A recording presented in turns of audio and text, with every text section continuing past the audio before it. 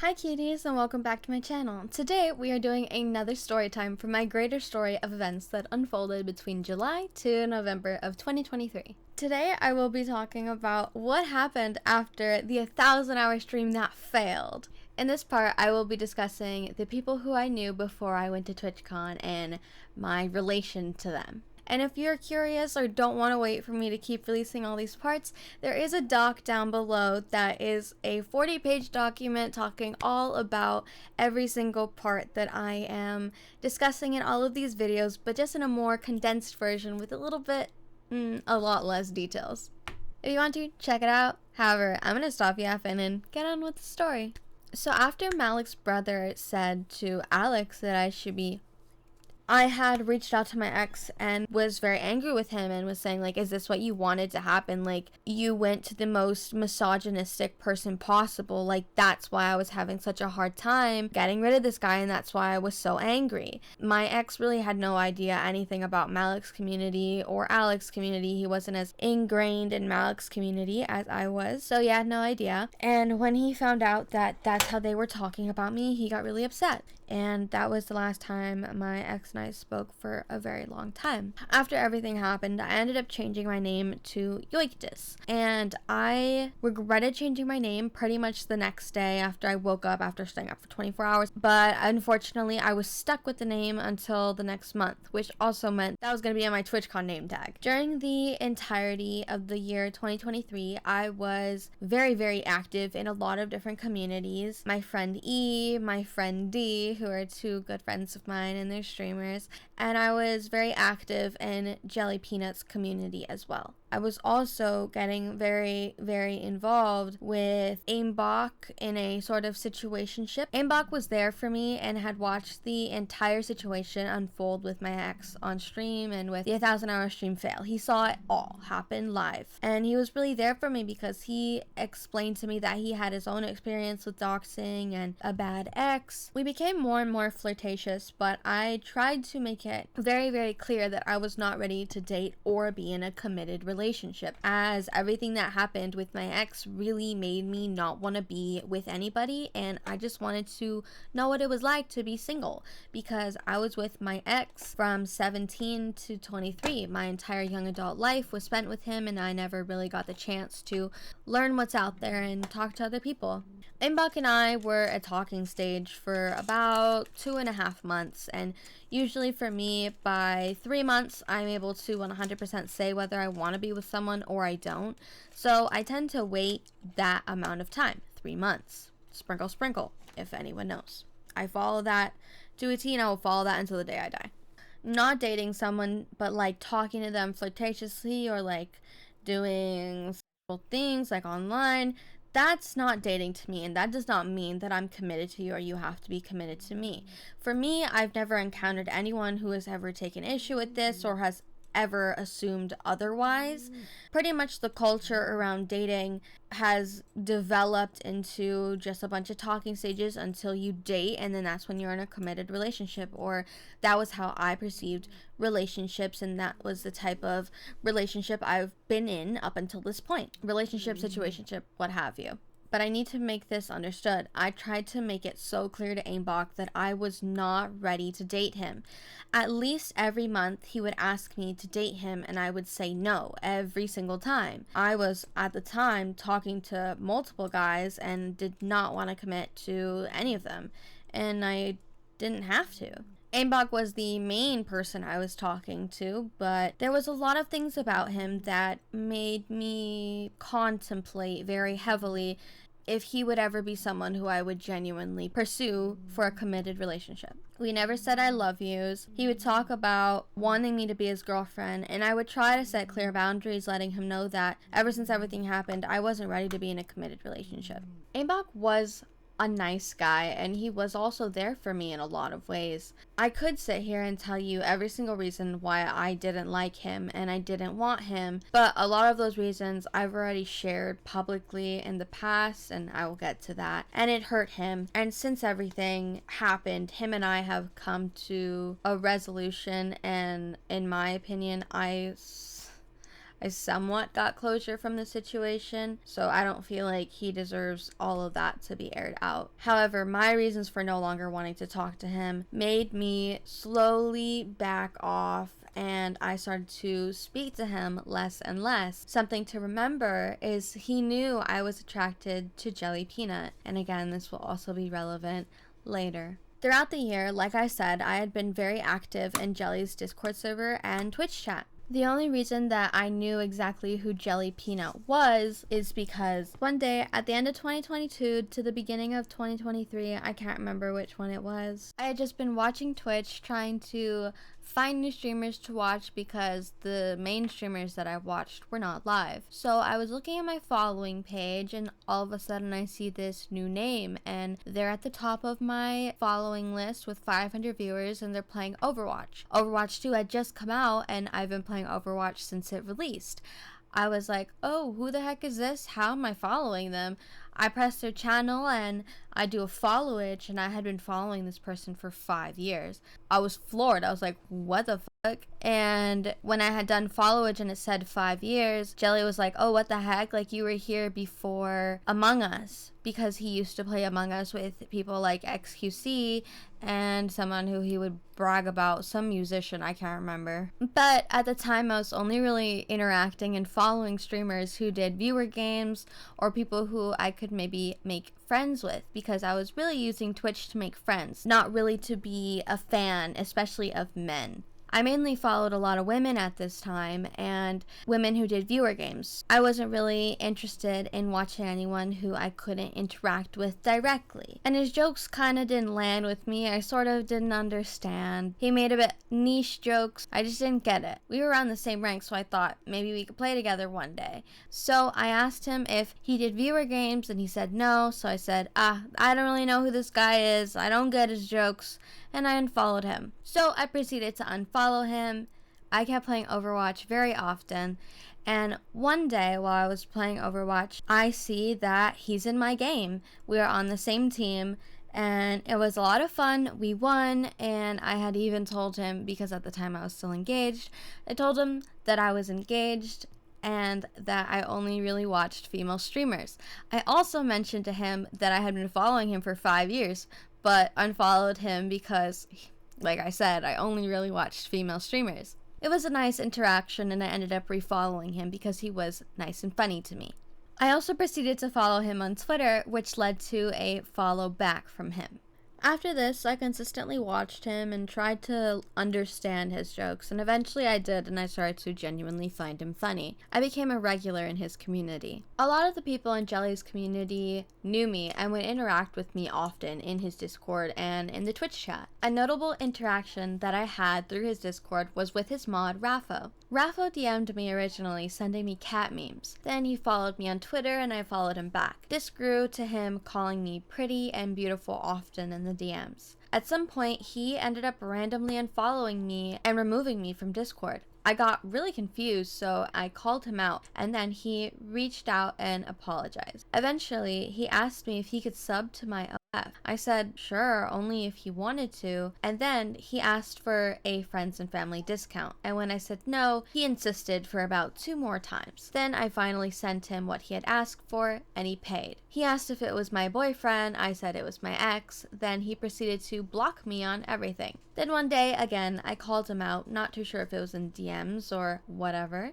And again, he apologized to me for blocking me and went on and on about how he had just been heartbroken, how he was cheated on, and he gave me this whole big story. Something that also started happening around this time is that all of my vids on OnlyFans started getting flagged and removed for consent, saying that the other person removed their consent, aka my ex, who was the only person I made content with. I don't know why this happened, and my ex claimed he didn't do it. However, everyone who paid for the content started losing access to the videos.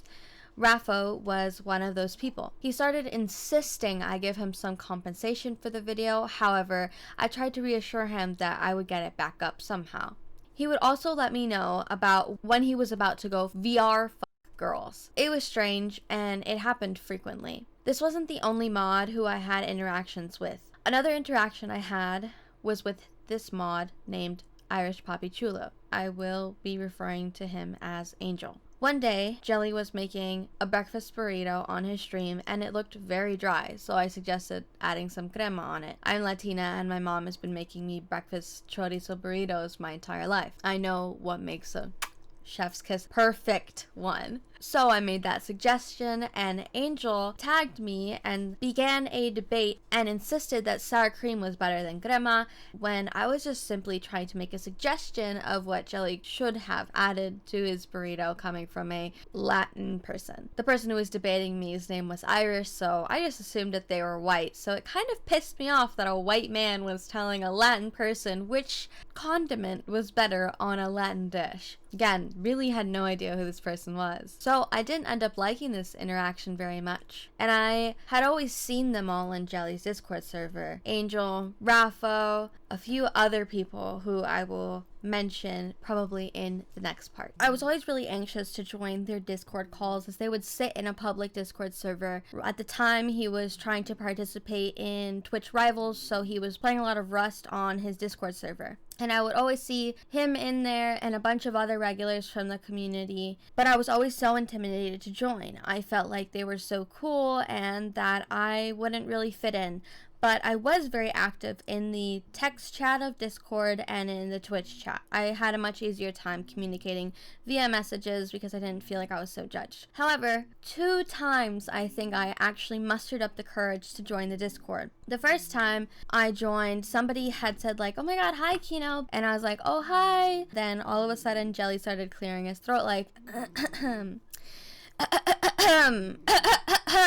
like very obviously trying to be like, "What about me?" So I was like, okay, like my bad, I didn't mean to be like rude. I was like, "Hi Jelly," and that was the extent of me talking because I felt like I had messed up by saying hello to someone before him. And honestly, I didn't even plan on speaking when I joined. And the second time I joined, I talked a little bit more and he was playing Rust and I was just trying to be funny, but it was a very short-lived. I maybe said 5 things, and that because I was again so anxious and intimidated to speak to him or any of the insiders of the Discord server. There was a few instances that we interacted. In his Discord server, he was saying how he was the best Junker Queen in the world, and I had said, 1v1 me, I will beat you with Junker Queen, and he said, if we 1v1, I would rail you, and I had DM'd him saying, so when are you gonna 1v1 me and rail me? Honestly, I was taking this as an opportunity to maybe actually play together, because this is something that I had been wanting to do ever since we had the one game together where we played coincidentally, and we won and we did well, so I felt like we would make an alright duo.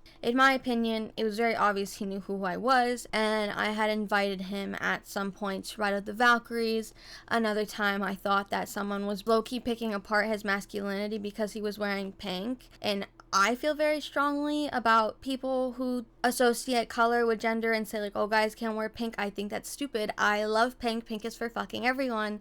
Like my community has done for me, whenever something weird like that happens on stream, I'll get messages like, hey, you okay? Saw this, like, was that okay? Like, are you good? I try to do the same thing for Jelly, just trying to be a supportive viewer. Now, granted, I was attracted to him. I mean, he's an attractive guy. But I never was confident enough, nor did I feel like it was an appropriate thing to do to ever pursue him. I tend to have this issue where I'm attracted to this kind of guy that's kind of a player, kind of mysterious, kind of an asshole, but I would never ever pursue just because that's not the type of guy I really want. And I had also messaged him about being his editor and graphics design artist, but I deleted the message because I was too intimidated and I felt like my work wasn't good enough. So I kind of let go of the idea that maybe him and I could be friends one day and just continued on being a viewer.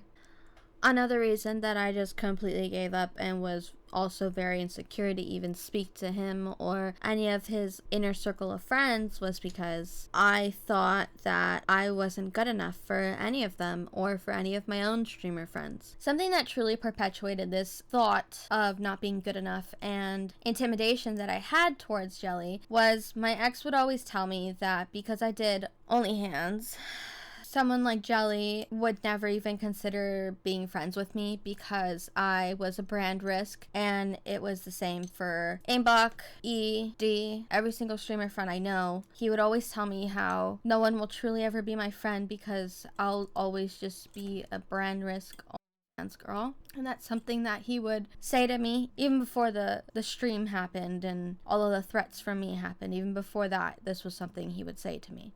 And mind you, I only started OnlyFans because my ex came to live with me, and since he's from Canada, he couldn't work, so I had to make money for us both. And because I have a disability, I can't get a real job, and I have to work from home. If you're curious about my disability, go ahead and watch my video on my vertigo. My ex had been suggesting that I start one for about 2 months, and during those 2 months I seriously did contemplate it, and then I ended up deciding that I would make one.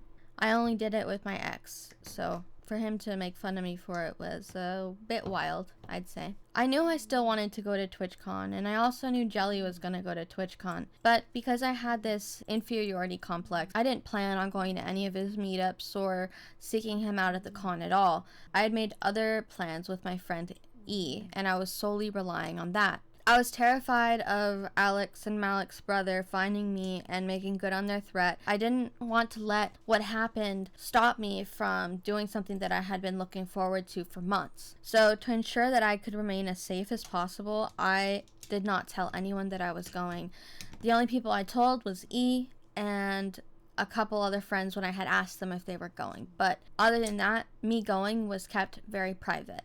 My hotels were already booked, and I was planning on staying in Vegas for 2 weeks. Aimbach seemed a bit worried about me going to Vegas since we were talking and we were pretty close. We would talk every day, but really it was just me watching him play games in silence for hours. There were several interactions that gave me the idea that Aimbach and I would not work. I had come to the consensus that he would most likely hold me back because he was also a shut-in. We both had very different ideas of the future, and honestly, the more I got to know about him, the less that I was interested in him and thought, hey, I think I'm looking for a different kind of person than this. Mind you, at the time I was 23, he was 12 years older than me. I'm into older guys, but I prefer older guys who have a job, a house, and are very stable. Everyone moves at their own pace, but I'm allowed to be able to see qualities in my men. I was for sure not ready to commit to him or anyone at all. I just wanted to have fun, which I tried to express to him, but I don't think he understood, or I wasn't clear enough. While I was trying to figure out how I felt towards Aimbach, I was talking to other guys. A British guy and the guy I mentioned in the previous video, R, the one from Israel. I genuinely didn't consider myself exclusive to any of these people. I was in talking stages, I was having fun, and in my opinion, I thought they all knew. Another very important thing that happened around this time was I had gotten a DM from the previously mentioned Irish Poppy Chulo, otherwise known as Angel. Quite some time had passed from now to the Crema incident, so I completely forgot that he existed and who he was. Angel DM'd me asking if I was going to TwitchCon, and like I said, I was keeping the fact that I was going to TwitchCon very, very private. So originally I had told Angel, no, I'm not going to TwitchCon, and in response he said, oh, that's a shame. If you had gone, you could have gone to the Nutters meetup. Maybe next year you can join us. And I thought, Nutters? What's a Nutter? What are the Nutters? He proceeded to explain to me that the Nutters were Jelly Peanuts fans. At this point, I had realized, oh, he's from Jelly's community. He's not gonna hurt me. He's not from the communities that don't like me. So I told him, oh, I actually am going to TwitchCon. I wasn't planning on going to any of the Nutters things. What do you guys have planned? He proceeded to tell me that they might have a meetup at TwitchCon, and that if I wanted to go, I was more than invited to come. From this, we continued to talk, and it wasn't flirtatious or anything like that. I tried to keep it extremely friendly because I felt like I'd learned my lesson. If I was actually going to see someone in person, I'm not going to flirt with them until I meet them and figure out who they are, so that I don't wind up in a situation similar to the one that I experienced previously with Alex. So I tried really hard not to flirt, to the point where he asked how tall I was, and I told him, and he said that I was perfect head patting height. So I had to send this to my friend and ask, like, hey, is this flirting? And she said yes, and I was like, what the flip? So I I kind of tried to tone that back and just kept it friendly. He would tell me about all the parties that he's been to with Jelly, because he's also visited Jelly in Austin. And he would tell me about all the parties that he's been to, all the streamers that he's met, such as Just a Minx, Cutie Cinderella, and I believe he also went on to list some OTK members, and also listed someone who I had once been in association with named Novaru. He also insisted that when I went to Vegas that we could hang out together, and he would take me to all of the parties with Jelly, and that he would take me to meet all these people that he knew. And he was just really gassing himself up, like he really knew all these people, like he really had the in, and he was gonna help me get the in. This was awesome, and it made me really excited for the future. Not that I necessarily was only going to speak to him for this reason, but he also just seemed genuinely like a nice guy. I really did get to know him, aside from him saying all the things about the famous people he knew. I was previously not even trying to meet up with Jelly or any of his community, and then all of a sudden here is one of his moderators, one of his friends, sending me pictures of himself and Jelly hanging out, saying that he would be happy to introduce us, happy to include me in the friend group. And I didn't ask for anything from him. He simply offered it and was really hyping himself up and telling me a lot of information of things that he witnessed at certain parties, and I was excited. I was a small streamer, so of course everything coming out of his mouth was enticing, and I thought, wow, maybe this is meant to be. And I was even happy that my original plans fell through, because in my eyes, this was this was so much better, right?